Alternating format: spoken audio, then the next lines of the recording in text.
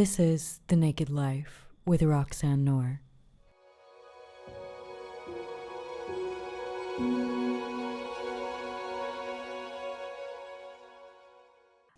There's a Chinese curse that says, "May you live in an interesting time."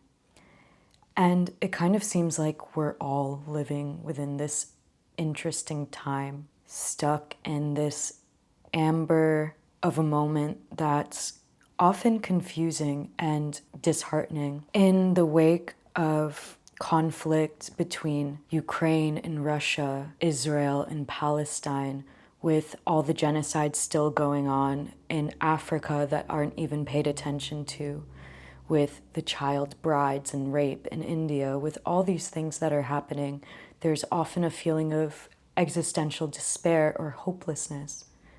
And it seems like we're so small and that our actions don't matter in the grand scheme of everything. But it does on a really granular level, and it's what you in the moment are being faced with. In second wave feminism, there was a slogan that became really popular, and it's "the personal is political." What this means basically is that the people change before the political systems change. Even if the laws change, that women get equal pay to men, or women aren't allowed to be raped, it's illegal. It still happens. Why do these things still happen? Why do the bad things happen? Is that the policies can change, but the policies don't matter if man doesn't change. So the personal is political means the way that you speak to your mother matters. What you choose to buy matters. What you choose to wear, and if that came from bamboo or if that came from child slavery in China, all of those small actions matter because they create the whole. And the personal is political goes back to the way in which you as a person dictate the political systems.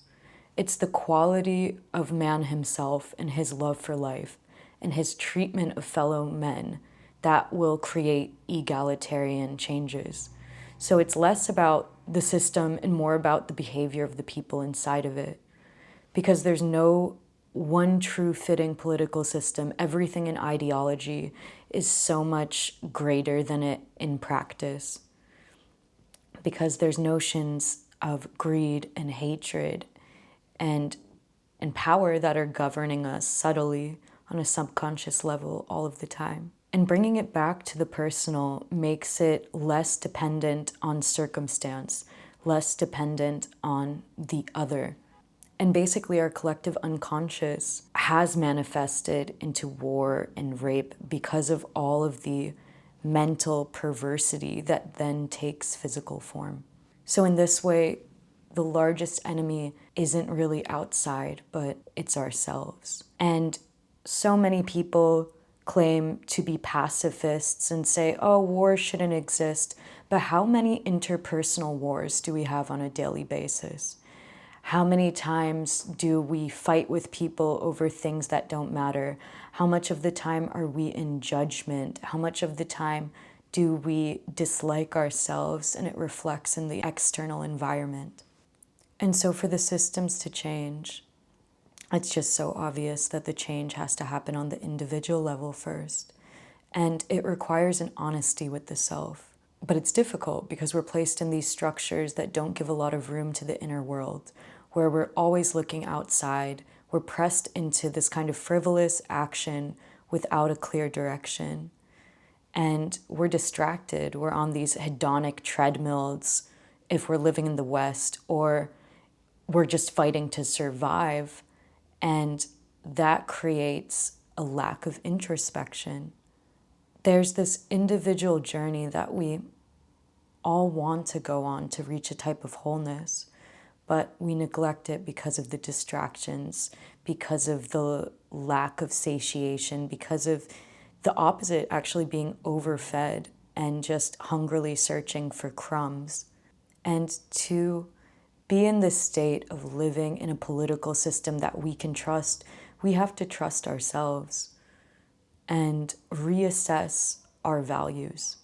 There are so many ideas that we've taken as our own that are extremely disempowering, that allow us to rely on the systems in place because we can't trust our own inner leadership. There's so much that even our parents taught us in a sense of care, but it isn't our reality anymore. For this generation, we're going to be the first generation that is financially less than our parents were.